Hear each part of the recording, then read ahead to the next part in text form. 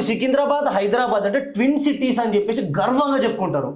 ఇప్పటిది కాదు కదా అది, ఎప్పటి నుంచో ఉన్నది. దాన్ని కూడా నువ్వు మర్జీ చేసేస్తా తీసేస్తా అంటే అలా ఏం చేద్దాం అనుకుంటారు దీంతో మీరు? రేవంత్ రెడ్డి ప్రెస్ మీట్ పెట్టి నేను అట్లా అనలే, ఆ బాతే అట్లనే ఉంటాయి, గ్రేటర్ హైదరాబాద్ లో ఆల్రెడీ సికింద్రాబాద్ కలిసిందని చెప్పి రేవంత్ అన్న మాట్లాడతాడు. కానీ ఇలా పెద్ద క్వశ్చన్ ఏం నడుస్తుంది తెలుసా, సికింద్రాబాద్ లో నేను మన దోస్తులు ఉంటే మాట్లాడుతుంటే అన్న ఈయన స్టేట్మెంట్లు ఏమో ఒకటి ఉంటాయి, ఆడ బేగంపేట్ల బోయిన్పల్లిలా మోండా మార్కెట్ లో ఆల్రెడీ పనులు నడుస్తున్నాయి అన్న.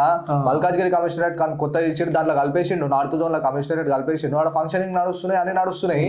ఈయనేమో ఈడ ఒకటి మాట్లాడతాడు, ఆడనేమో పనులు నడుస్తున్నాయి ఉన్నాయి అన్న. తలసాని శ్రీనివాస్ అన్న సికింద్రాబాద్ సేవ్ సికింద్రాబాద్ అని చెప్పి ఒక ర్యాలీ చేసిరు. అయితే నేను ఆడ ఒక క్వశ్చన్ మార్క్ వచ్చింది నాకు.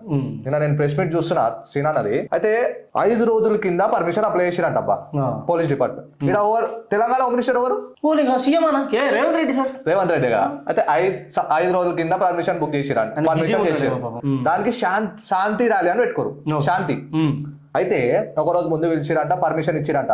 అన్న పర్మిషన్ ఇచ్చి ఈ రూట్ నుంచి ఈ రూట్ మ్యాప్ అని చెప్పి పోలీసు వాళ్ళు రూట్ మ్యాప్ ఆల్రెడీ రీసెర్చ్ చేసుకురంట. ఏడు నుంచి పారాడైజ్ నుంచి గాంధీ స్టాచ్యూ వరకు రోడ్ మ్యాప్ ఇది, మీరు ఈ రోడ్ లో పోవాలని చెప్పి పోలీసు వాళ్ళు చెప్పారు. పోలీసు వాళ్ళు రోడ్ మ్యాప్ ఇచ్చి పేపర్ ఇచ్చిరంట. ఇప్పుడు పర్మిషన్ లెటర్ ఇస్తారు కదా స్టాంప్ వేసి. ఇచ్చిన తర్వాత సరే మనకు వచ్చారు కదా అని చెప్పి అందరు రెడీ అయిపోయారంట. సీనాన్న వాళ్ళు పార్టీ మొత్తం రెడీ అయిపోయింది. అయిపోయినాక హైలైట్ చూడు, రాత్రి 10:40కి వాట్సాప్ లో మెసేజ్ వస్తుంది, ఏమని మీ పర్మిషన్ క్యాన్సిల్ అయిపోయింది, మీరు చేయొద్దు అని. రేపు ర్యాలీ తీయాలంటే ఇలా నైట్ బంద్. అయితే ఇప్పుడు 5 రోజుల కింద చేసినప్పుడు మళ్ళీ ముందే చెప్పొచ్చు కదా పర్మిషన్ లేదంటే కోర్టుకొని ఎత్తుకుంటారు వీళ్ళు. అట్లా కాదు, వీళ్ళు చేయొద్దు, ఇచ్చినట్టు ఇచ్చి తీసేసుకోవాలి.